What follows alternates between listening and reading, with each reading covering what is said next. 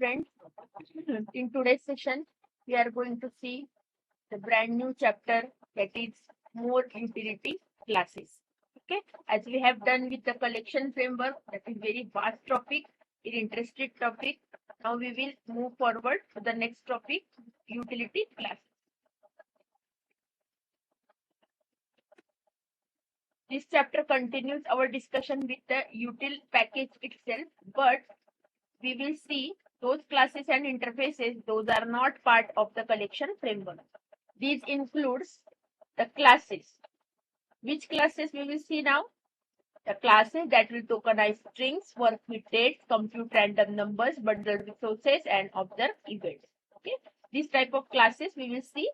Also covered are formatter and scanner classes, which make it easy to write and read formatted data. The subpackages of java.util at end of this chapter we will see. Okay, so this all type of classes we will see in this chapter. First is string tokenizer.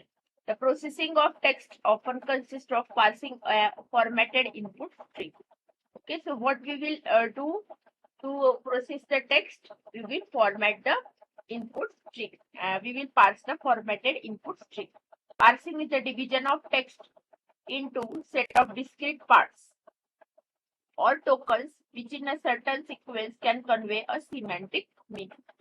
Okay, so token making is like dividing a string into subparts. The string tokenizer class provides the first step in this parsing process, often called as lexer or lexical analyzer or scanner. Okay, so string tokenizer class will help you to divide these strings into number of parts, and this implement the enumeration interface. Point to remember is enumeration interface. Given a input string, you can enumerate the individual token contained in it using string tokenizer. Okay, so what it will do? First of all, it will make a part of the particular formatted input string, and since it is implementing the enumeration interface, what enumeration interface does, we have seen in the previous chapter. It iterates through a collection. Okay, likewise it will iterate through a string parts, individual string parts. To use string tokenizer, you specify an input string that is formatted and a string that contains delimiters. Okay, so delimiters are what? Special characters that separate the token.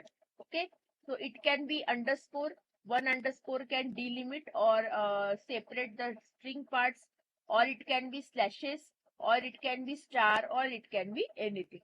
Okay, each character in delimiter string is considered a valid delimiter. For example, colon, comma, semicolon sets the delimiters to comma, semicolon, and colon. Okay, the default set of delimiters consists of white space characters, space, tab, new line, and carriage return.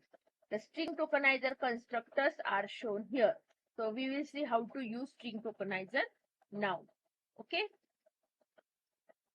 first is string tokenizer. We are passing the string to it. Then string tokenizer, string delimiters. Third is string tokenizer, string delimiters, and delimiter as token. Okay, string is a string that will be tokenized in all versions. In the first version, what is first version? We are only passing the string, so that will be divided into parts. Okay, the default delimiters are used. What are the default delimiters? White space characters, space, tab, new line, and carriage return. Second and third version delimiters the string that specifies the delimiters. Okay, so delimiter will here string delimiter is provided in second and third constructor. So whatever delimiter that you will specify, it can be comma, it can be colon, it can be semicolon, it can be underscore. That whatever you will provide, that will be your delimiter in that. Okay, the third version, if delimiter as token is true, then the delimiter are also written as token or part of the string when the string is passed. Otherwise, the delimiters are not written. Delimiters are not written as tokens by the first two forms. Okay, so for the first two forms, delimiters are not written as a part of string, that is token. Okay, so token is nothing but part of the string, and it is not written in the first and second constructor. And here also, if the delimiter as token is true, it will be written as a part of token, otherwise it is not written. Okay, once you have created a string tokenizer object, the next token method is used to extract consecutive tokens. Like we are iterating while enumeration has next element, we are iterating to next. It likewise here next token will give you the next token in the consecutive tokens. Has more tokens, method returns true if there are more tokens available.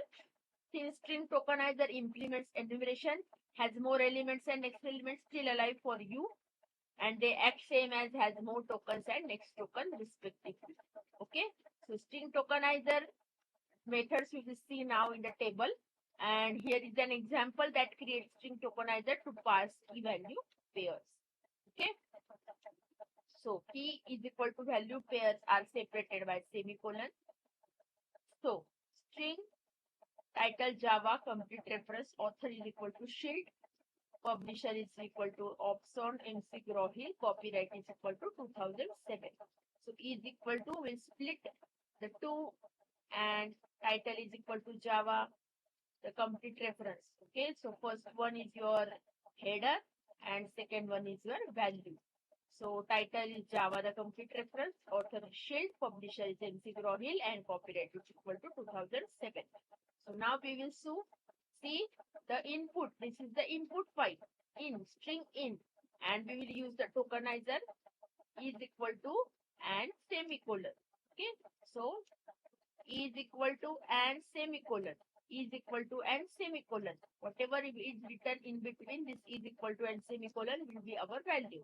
Okay, key is equal to st dot next token, and value is equal to st dot next token. Okay, so output is written like this: title Java, complete reference, author Shield, publisher MC Grohill, copyright is equal to 2007. Okay, so this way string tokenizer helps us to understand how it is partialized into parts and how tokens are generated. So in token generating, the best part, very easiest part is using string tokenizer class. So now we will see the methods defined by string tokenizer. Count tokens, integer. Using the current set of delimiters, the method determines the number of tokens that to be passed and returns the result. Okay, so whatever current tokens, current set of delimiters you have specified, the method determines the number of tokens, how many are remaining, and returns the result. So how many are remaining will be given by integer. Boolean has more elements, returns true if one or more tokens remain in the string, and returns false if there are none. Boolean has more tokens, returns true if one or more tokens remain in the string, and returns false if there are none. Object next element returns the next token as object. String next token returns the next token as a string.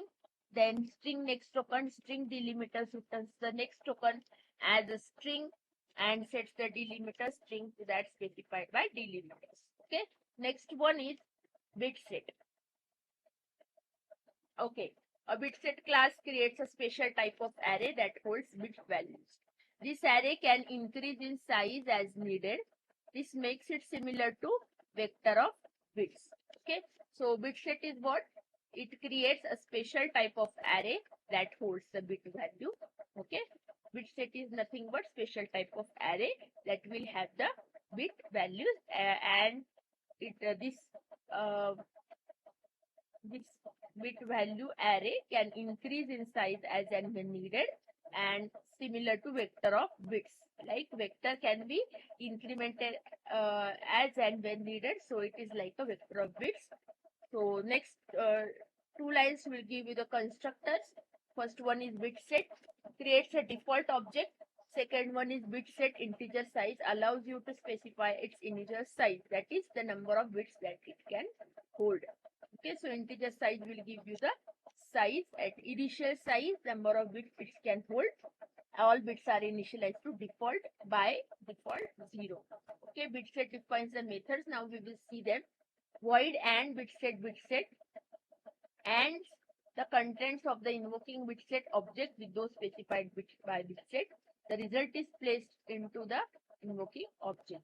So whatever the and or and not we have already understood in engineering. Okay, so engineering or whatever course that you have done, you have already aware or introduced with this and or and not. If you are not aware of this and or not exclusive or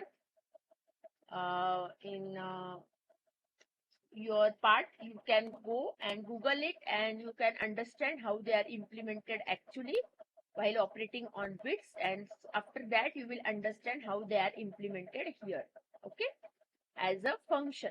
Then void and not bit set. For each one bit in bit set, the corresponding bit in the invoking bit set is cleared. Integer cardinality returns the number of set bits in the invoking object. Void clear zeros all bits. Okay. Void clear integer index zeros the bit specified by particular index. Then void clear start index end index zeros the bits from start to end index -1. Object clone duplicates the invoking bit set object. Okay, cloning is like a copying of object. Boolean equals object bit set returns true if the invoking bit set is equivalent to one passed in bit set. Otherwise, the method returns false. Void flip integer index reverses the bit specified by index. Okay. Void flip integer start index end index reverses the bit from start index to end index -1. What is the reversing of bits? If it is 0, it will make it 1. Otherwise, if it is 1, it will make it 0. Boolean get integer index returns the current state of the bit at the specified index. Bit set get start index end index returns a bit set that consists of the bits from start index to end index -1. The invoking object is not changed. Integer hash code returns the hash code for the invoking object. Boolean intersects bit set returns true if at least one pair of corresponding bits within the invoking object and bit set are 1. Boolean is empty returns true if all the bits in invoking object are 0. Integer length returns the number of bits required to hold the contents of the invoking bit set. This value is determined by the location of the last one bit. Okay, so number of bits will be returned required to hold the contents of the invoking bit set. That is the length of the bit set. This value is determined by the location of last one bit. Then, so last one bit will give you the length of the bit set. Integer next clear bit, integer start index returns the index of the next clear bit, that is next 0 bit starting from the index specified by the start index. Integer next set bit returns the index of the next set bit, that is the next one bit starting from the index specified by start index. If no bit is set, -1 is returned. Okay. So what is next clear bit? It returns the index of the next 0 bit starting from the index specified by start index. Like we have already seen that first occurrence of and last occurrence of, it is same way. Next clear bit means from the start index. For example, if you are specifying start index as 2 and after that particular second index, what is the first index that is having 0 as a bit, it will be written. And next set bit is the next one bit after the start index specified. If you are specifying the start index as 5, okay, so after 5, which is the first index that is having 1 as a bit, that will be written. Okay, if no bit is set at the set bit, then it will return -1. Okay, in this case. Then void or bit set or the contents of bit set invoking bit set object with that specified by bit set. So first bit set and another bit set, it will make the computation as a OR. The result is placed into the invoking object. Void set integer index sets the bit specified by index. Void set integer index boolean v sets the bit specified by index to the value passed in v. True sets the bit, false clears the bit. Void set integer start index, integer end index sets the bits from start index to end index minus 1. Okay. Void set integer start index, integer end index, boolean b sets the bits from start index to end index minus 1 to the value passed in v. True sets the bits, false clears the bits. Then integer size returns the number of bits in the invoking bit set object. String to string returns the string equivalent of the invoking bit set object. Void XOR bit set XOR the contents of the invoking bit set object with that specified by bit set.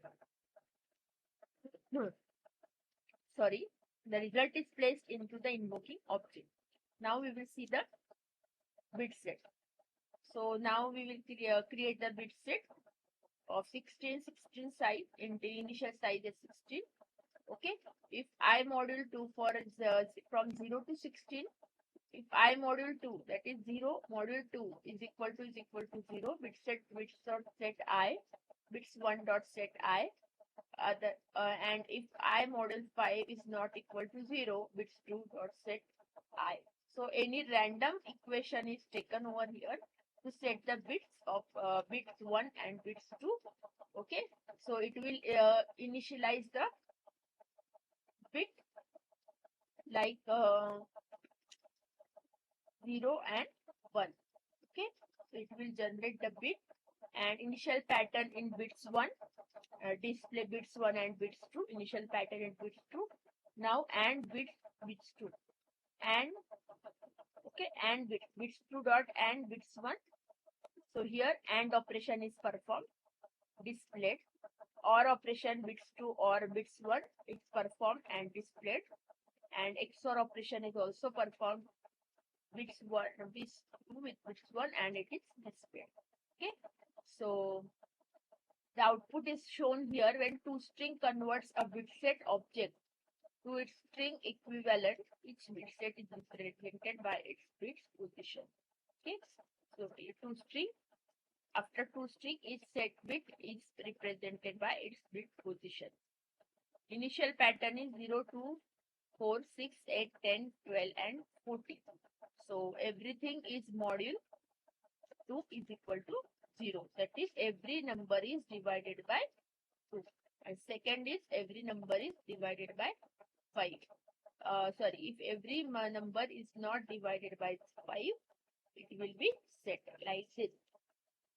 Okay, so 1 is not divisible by 5, 2 is not divisible by 5, so on. 5 is divisible by 5, so 5 is not included in this case.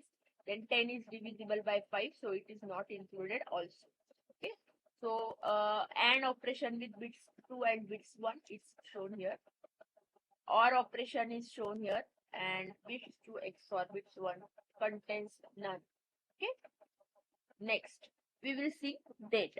The date class encapsulates the current date and time. Before beginning our examination of date, it is important to point out that it has changed substantially from its original version defined by Java 1.0. So whatever was written or whatever was introduced in Java 1.0, it is very much changed after that. Okay, so date class is very much changed. When Java 1.1 was released, many of the functions carried out by the original date class were moved to the calendar class and date format class, and as a result, many of the base classes functions were deprecated. Okay, functions or methods. Since the deprecated 1.0 methods should not be used for new code, they are not described here. Okay, so deprecated means they are not allowed at all. So whatever were there in from the original version Java 1.0, those were moved to the calendar class and date format classes. So those are now deprecated. So we will see the constructor supported by date. First is date. Default constructor initialize the object with the current date and time, whatever is current one. And date long millisecond accepts one argument that equals the number of milliseconds that are elapsed in midnight January 1, 1970. Okay, so January 1, 1970, 00:00, that is midnight 12 a.m. From that, whatever millisecond that you will specify, it will take the argument and create a date and it will display the date. The non-deprecated methods we will see now, and date also implement the comparable interface. So non-deprecated methods that were introduced in Java 1.0 date class, now we will see them one by one. Boolean after date returns true if the invoking date object contains the date that is later than the one specified by date. So whatever you are specifying before the dot operator, if it is after this date, it will return true, otherwise it will return false. Then Boolean before date returns true if the invoking date object contains a date that is earlier than one specified by date, otherwise it returns false. Object clone duplicates the invoking date object. Then integer compare to date compares the value of the invoking object with that of date. Returns 0 if the values are equal, returns a negative value if the invoking object is earlier than date, returns a positive value if the invoking object is later than date. So compare to simply compares. 0 if are equal, negative if the invoking date is earlier, positive if invoking date is later. Okay, as simple as that. And this type of compare to we have already seen in the previous sessions. Boolean equals object date returns true if the invoking date object contains the same time and date as the one specified by date, otherwise it returns false. Then long get time returns the number of milliseconds that have elapsed since January 1, 1970. Integer hash code returns hash code for the invoking object. Then void set time, long time, set the time and date as specified by time, which represents an elapsed date time in milliseconds from midnight January 1, 70.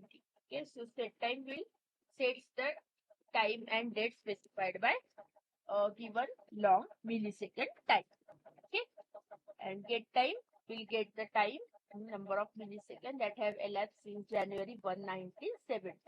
String to string converts the invoking date object into a string and returns the result. Okay, so string date will be converted to string and it will be returned. The date features do not allow you to obtain the individual components of date and time. So individual components like separate date, separate month, separate year, those are not allowed. You can only obtain the date and time in terms of milliseconds or in its default string representation. So only two ways to get a date, in terms of millisecond or the default string representation as written by two strings. To obtain more detailed information about the date and time, you will use the calendar class. So whatever we have seen now, those were non-deprecated methods of date, and some methods from the Java 1.0 date class were moved to calendar class. Now we will see the date methods. Okay, so date object is created. Date is equal to new date, like any other class. Its object is created and default constructor is used. Okay, then display time and date using toString date. So toString is automatically called over here. No need to write date.toString here. Then display the number of milliseconds since midnight January 1, 1970. Date.getTime milliseconds and milliseconds since. So current date's get time is get over here. So what get time returns? The number of milliseconds I have elapsed since January 1, 1970. So this is get in this n second, and those are displayed over here. Okay. So Monday, this, and output is this much milliseconds have been elapsed. Okay. Then next is calendar class. The abstract calendar class provides a set of methods that allows you to convert a time and millisecond to a number of useful components. Okay, convert a time in millisecond. So whatever millisecond you will provide in bracket, those can be converted to number of useful components. Like calendar have so many components. It has year, it has month, it has date, it has day. It has time in hour, minutes, seconds, milliseconds, etc., etc. Okay. The type of information that can be provided are year, month, day, hour, minute, and second. It is intended that subclasses of calendar will provide the specific functionality to interpret time information according to their own rules. Okay. Subclasses of calendar. So whatever class that will extend the calendar class will provide the specific functionality. Okay. So whoever class that will extend the calendar class will provide the specific functionality or feature to interpret the time information according to their own rules. Okay, so time information can be modified according to their own rules. Okay, this is one aspect of the Java class library that enables you to write programs that can operate in international environments. Okay, so your Java class library provides this one calendar class that using which you can write a program that can operate in international environment. Example of such subclass is Gregorian calendar. Okay, calendar space provides no public constructors. Okay, calendar defines several protected instance variable. So public constructor not available. Variables are also not public; those are protected. R field set is a boolean that indicates if the time components have been set or not. Fields in an array. Fields is an array of integers that holds the components of the time. So field will have array of integer and it will have the different components of type. Is set is a boolean array that indicates if a specific time component has been set or not. Okay, so is set, for example, its components of calendar classes are like year, month, day, hour, minute, second. So every particular position will tell you if a specific time component has been set or not. Okay, and field is an array of integer that will hold the components of time. Time is a long that holds the current time for this object. Okay, each time set is a boolean that indicates if the current time has been set or. So we will see the commonly used methods defined by calendar. Abstract void add integer with integer value adds value to the time or date component specified by which. To subtract add negative value which must be one of the fields defined by calendar such as calendar.hour. Okay, so adds value to the time or date component specified by which. To subtract add a negative value which must be one of the fields defined by calendar. So whatever value you will provide, it will be added to which component. Okay,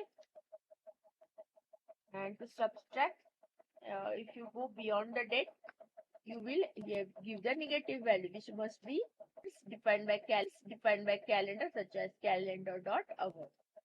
Okay, so you will specify it like this: your calendar.hour, calendar.day, calendar.date, and value will give you if you want to add 9. So hour will be added by 9 hours. If you are specifying here minute, so how you will specify calendar.minute and value 10. So it will be added with 10 minutes. Okay. Then it is abstract method. Next is boolean after boolean calendar object. Returns true if the invoking calendar object contains a date that is later than one specified by the calendar object. Otherwise, it returns false. Then boolean before object calendar object returns true if the invoking calendar object contains a date that is earlier than the one specified by calendar object. Otherwise, it returns false. Then final void clear zeros all the time components in the invoking object. Final void clear integer which zeros the time component specified by which in the invoking object. Object clone returns a duplicate of the invoking object. Then boolean equals object calendar object returns true if the invoking calendar object contains a date that is equal to one specified by calendar object. Otherwise, it returns false. Integer get integer calendar field returns the value of the one component of the invoking object. The component is indicated by calendar field. Examples of the component that can be requested are, which component if you want to get, you can get a particular component like calendar.year, calendar.month, calendar.minute, calendar.year, calendar.hour, minute, second, and so forth. Okay. Static local array get available locales returns an array of local object that contains the locales for which calendar are available. Okay. Locales are different locales. For which different locales this is available, and it will give you the array. Static calendar get instance returns the calendar object for the default local and time zone. Static calendar get instance time zone TZ returns the calendar object for the time zone specified by TZ. The default local is used. Static calendar get instance local returns the calendar object for the local specified by local. The default time zone is used. Static calendar get instance time zone TZ local returns the calendar object for the time zone specified by TZ and the local specified by local. Final date get time returns a date object equivalent to the time of the invoking object. Time zone get time zone returns the time zone for the invoking object. Then final boolean is set integer which returns true if the specified time component is set, otherwise it returns false. Void set integer which integer value sets the date or time component specified by which to the value specified by value in the invoking object, which must be one of the fields defined by calendar such as calendar.hour. Final void set integer year, integer month, integer day of the month. Okay. Sets various date and time components of the invoking object like year, month, and day. Then final void set integer year, integer month, integer day of the month, integer hour, integer minutes. Sets various date and time components. Then final void set integer year, integer month, integer day of the month, integer hours, integer minute, integer second, minutes, integer second. Sets various date and time components. Final void set time date D sets various date and time components of the invoking object. This information is obtained from the date object we have specified in the bracket. Then void set time zone TZ sets the time zone for the invoking object that specified by TZ. Okay. So calendars, so time zone specified here. So there are different time zones available. Depending upon your choice, you can specify the time zone over here. Calendar specifies the following integer constants which are used when you get or set components of the calendar. Okay. So which are all are integer constant first of all, and which are used when you get or set components of the calendar. All styles AM, PM, April, August date, day of month, day of week in month, day of year, December, DST, offset, era, February, field count, Friday, hour of day, January, July, June, long, March, May, millisecond, minute, Monday, month, November, October, PM, Saturday, second, September, short, Sunday, Thursday, Tuesday, unit, on December, Wednesday, week of month, week of year, year, zone, of okay. The following program we will see now for the calendar class. Months are given from January to December. So months array is created of type string. Then create a calendar initialized with the current date and time. Calendar is equal to calendar.get instance. So it will get the calendar instance with the current date and time in the default local and time zone. Display current date and time information. Date is months of calendar.get, calendar.month, calendar.get, calendar.date, and year. Okay. So it is displayed like this. Then time, calendar.get, calendar hour, minute, and second. Then sets the time and information and displayed calendar.hour 10. So it will be added with 10. Calendar.minute added with 29. Calendar.second with 22. Updated time is hour, minute, second. Okay. So current time is January 1, 2007, for example. Time is 11:24:25. And new time, updated time is 10:29:22. Okay. Then next is Gregorian calendar. Is a concrete implementation of calendar that implements a normal Gregorian calendar with which you are familiar. The get instance method of the calendar will typically return a Gregorian calendar initialized with the current date and time and the default local and time zone.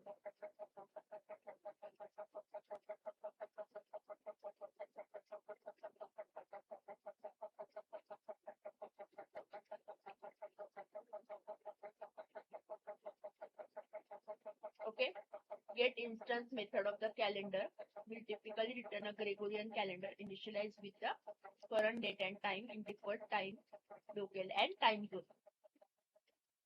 There are two fields of Gregorian calendar, AD and BC. This represents the two eras by the Gregorian calendar.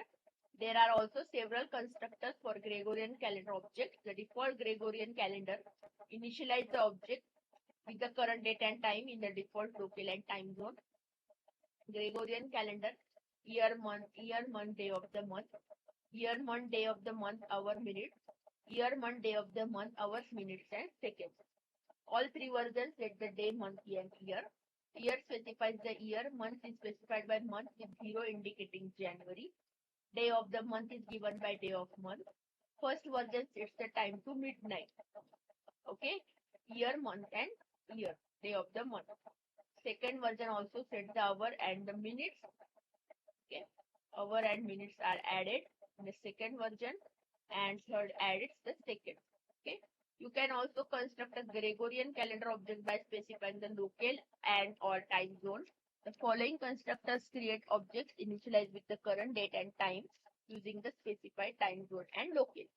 Gregorian calendar with local object, Gregorian calendar with time zone object, and Gregorian calendar with time zone plus local.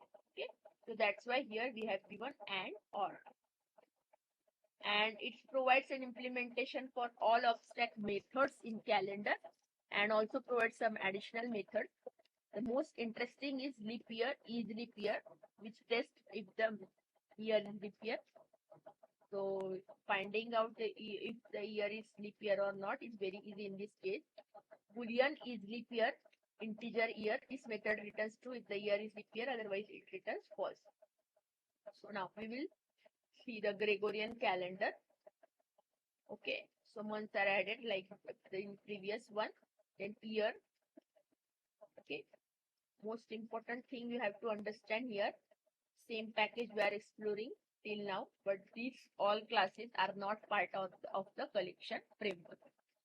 Create a Gregorian calendar initialized with the current date and time in the default local and get time zone. Gregorian calendar object is created.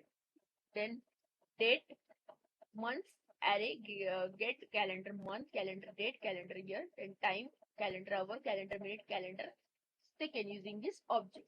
If the Gregorian calendar is leap year, the current year, then the current year is a leap year, otherwise it is a not leap year. Okay. So this way date, time, and current year is not leap year is displayed over here. Then time zone. Another time related class is the time zone. It allows you to work with time zone offset from Greenwich Mean Time, that is GMT, or it is also referred to as Coordinated Universal Time, that is UTC. Okay, so this time zone offset with which you can work with this class. It also computes daylight saving time. Time zone only supplies the default constructor. Okay, sampling of methods we will see now. Object clone returns a time zone specific version of the clone. Static string array get available IDs returns an array of string objects representing the names of all time zones. Static string get available IDs integer time delta returns an array of string objects representing the names of all time zones that are time delta offset from GMT. Static time zone get default returns a time zone object that represents the default time zone used on the host computer. Okay, so get available IDs here. We will specify time delta,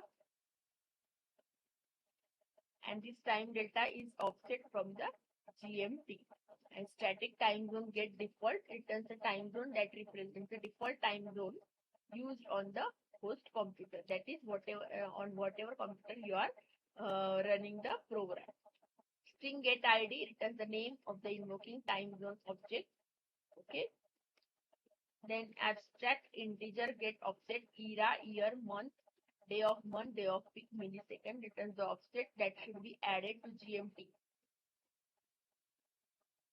to compute the local time. Okay. So which offset I should add to compute the local time that will be written. This value is adjusted for daylight saving time. The parameters of the method represent date and time components. Okay.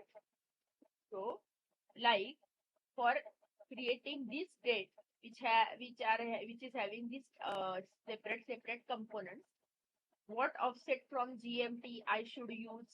That offset will be written as an integer to us. Okay, that is the use of get offset method. Get raw offset returns the raw offset that should be added to GMT to compute the local time. This value is not adjusted for daylight saving time. This value is adjusted. This is not adjusted because it is a raw offset. Okay. Static time zone get time zone string is the name. Does the time zone object for the time zone name as tz name. Okay. Then integer daylight in daylight time date d returns true if the date represented by d is in daylight saving time in the invoking object, otherwise returns false. Set default time zone, set the default time zone to be used on this host. Okay, if you are, for example, my time zone is India Standard Time, and if I want to change the default time zone, so I will specify the object over here, and my time zone will be set to this time zone. Is a reference to the time zone object to be used. Set ID, string time zone name, sets the name of the time zone, that is its ID to the specified by tz name. Abstract void set raw offset integer millisecond, set the offset in millisecond from GMT. Abstract boolean use daylight time returns true if the invoking object uses daylight saving time, otherwise it returns false. Okay, so this way we have introduced more utility classes. Okay, so in the next chapter, in the next upcoming session, we will see more remaining utility classes. Those are interested, those are important to understand, and those all are very important thing, all are very simple to understand. Okay, only thing you have to do is practice, nothing else. So meet you in the next session with new topics. Thank you so much.